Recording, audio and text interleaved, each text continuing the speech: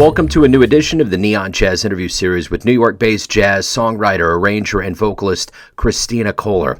She talked about her interesting ride in music, COVID life, and her new 2022 CD, Get Out of Town. On this third album of hers, it is her jazz-centric return with a celebration of Cole Porter's music. She is always innovative and always pushing the limit. Enjoy this story. Hey, thank you for sending over the music. I really appreciate it. Oh, yeah. Thank you for checking it out. Yeah, absolutely. So let's get into the album, Get Out of Town. I want to know, before we get into the actual album, you know, we've been living through this pandemic for the last couple of years. The live entertainment world has been turned upside down, and things seem to be opening up right now. So the timing of this release right now, does it feel relieving? Oh, yeah, definitely. I mean, I've been working on it since the pandemic, you know, like I've been trying to I've always wanted to do an album of Cole Porter tunes, and I was like, well, I guess this is the time to do it when I have all this free time. So, yeah. You know, I put it all together, I arranged everything, and I even went on tour during September through the Midwest with his music as part of the Jazz Road Initiative through South Arts. And after that, we just went into the studio. We actually recorded it all in one day, which is amazing. Like, that never happens. Because I guess we were so fresh from the tour that we just got it done. And yeah, it was, you know, it was really difficult because just booking this tour, I had to book it 3 times because of this pandemic. So it was, yeah, it's great to finally have the product done and the project done, and hopefully I'll be able to get some more shows happening this year with this music as well. So what are you hoping the listener gets from this experience? I've always been the type of person that just wants to make music, not just for myself, but for everyone. You know, it's supposed to be music that even people my age could relate with, like taking songs from the past and making it more relatable for people who don't necessarily listen to jazz. And I think Cole Porter, honestly, his music is timeless to me. His writing is very, I don't know, I always pick songs that I relate with.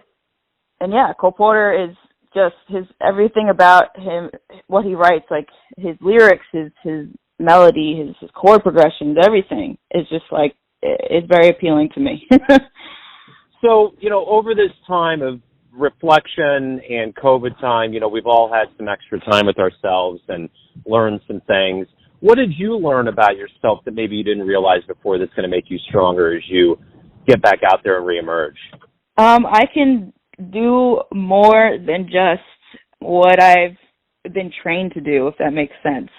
So, you know, I went to school for jazz, but I definitely learned that I can also curate events. I put on a music series. I moved upstate to Peekskill, New York, which is an hour north from New York City. You know, I grew up right 15 minutes away from here, and I've always hung out in Peekskill when I was younger. And actually, this is where I got my start with music. But I always wanted Peekskill to become a music hub. So I started a music series last year with Alex Smith, who plays piano for Lady Gaga, in her jazz band, because he also lives here. And then we partnered with an arts organization, not-for-profit, Arts 10566, and we're putting on a festival this year. So I've been learning that I could do more than just be a musician. There's my creative juices are flowing everywhere, basically.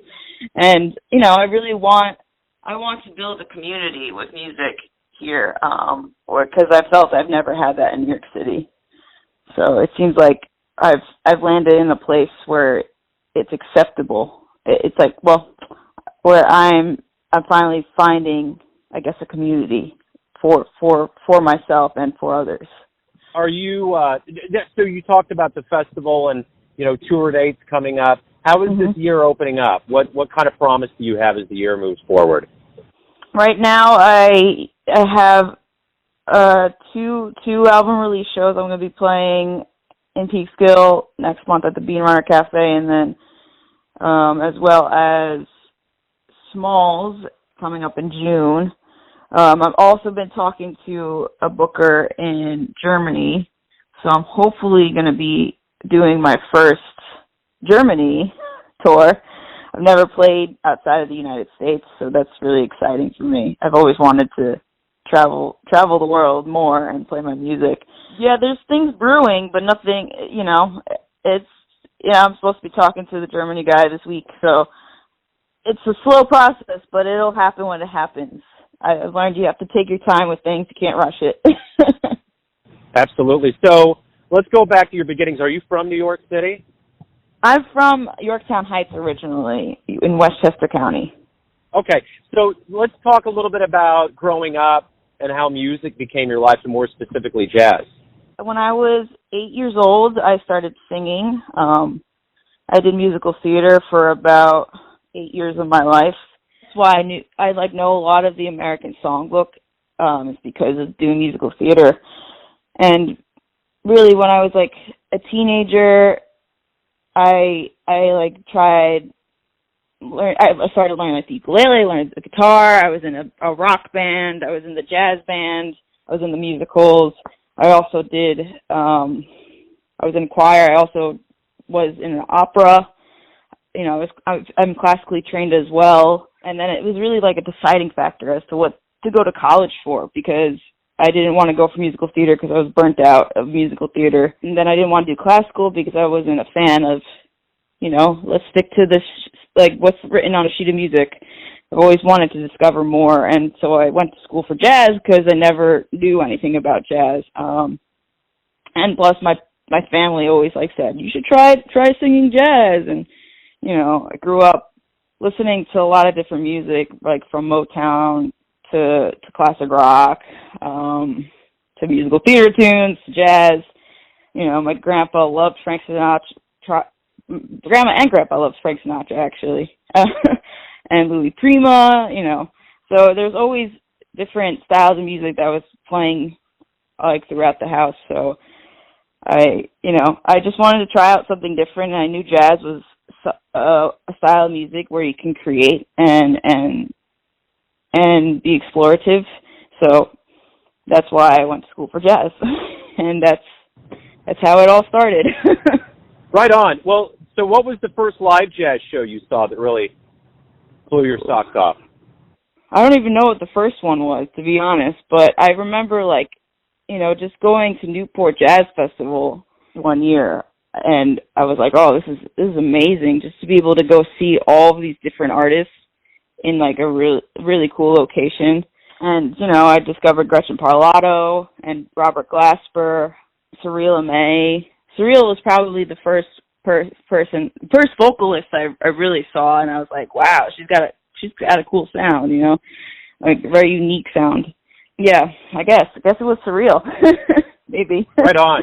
What did you learn from seeing those performers, and just in general, what have you learned from them that has made you a better singer or made you find your voice? Well, they all have their own sound, that's one thing I've always been trying to figure out is what is my sound? I don't want to sound like a singer from the 20s. I don't want to sound like Ella. I don't want to sound like Sarah Vaughan. I want to sound like myself. And whether it's showing different influences into the music or, whatever it may be, I just always want to stay true to who I am. You have the chance to perform and make music every day as a professional musician. What's the best part of being a professional musician for you? Performing for people, honestly, because I love connecting with people through music. When they clap and they laugh at my stupid comments whenever I talk, it's great to be able to connect to people through music. And even after I perform, if they come up to me and they're like, oh yeah, you sound like this person and this person, I think it's always interesting to hear what they thought about the music as well, who they think I sound like, who what songs were their favorite, what all that stuff is really interesting to me and fun for me. I really enjoy that. And it stinks because it's nowadays it's really difficult to be able to get those kind of gigs that actually pay well for you to be able to bring your whole band and everything and to have an audience. So when they do come, it's very special for me. Speaking of live performance and getting back to it, when we do get back to it more in earnest, and we've been away from live music largely for 2 years now, what do you hope we all realize about the power of live music? That we need it. We can't live without it, because if we didn't have music, then the world would be silent, right? Yeah, I mean, yeah. More specifically here, why do you love jazz?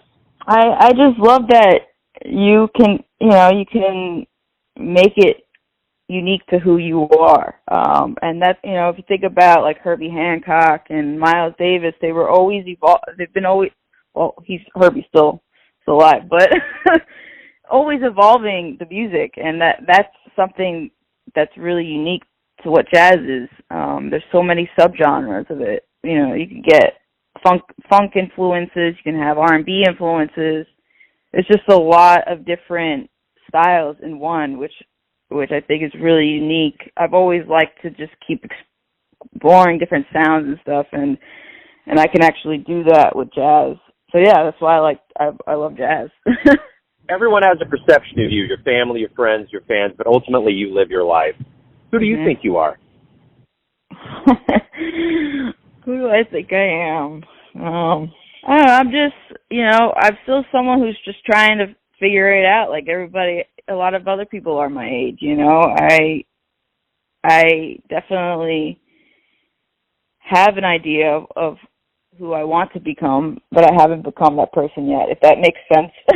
I don't know if that's a really bad answer, but no, I think that's great. I think that's a great answer, and I know at my age now, I totally understand that. Yeah, it's a very wise answer for sure. So, thank you for taking a minute out. Thank you again for sending over the music. Good luck as the world opens up and with the album. I appreciate it. Thank you for chatting with me. Thanks for listening and tuning in to another Neon Jazz interview, where we give you a bit of insight into the finest players and singers in New York, Kansas City, and spots all over the world, giving fans all that jazz. Thanks to Kristina for her time, music, and stories. If you want to hear more interviews, go to Famous Interviews with Joe Domino in the iTunes Store.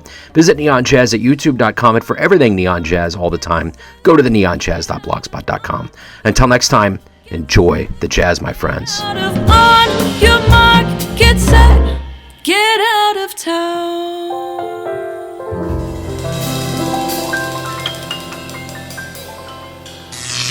Neon Jazz.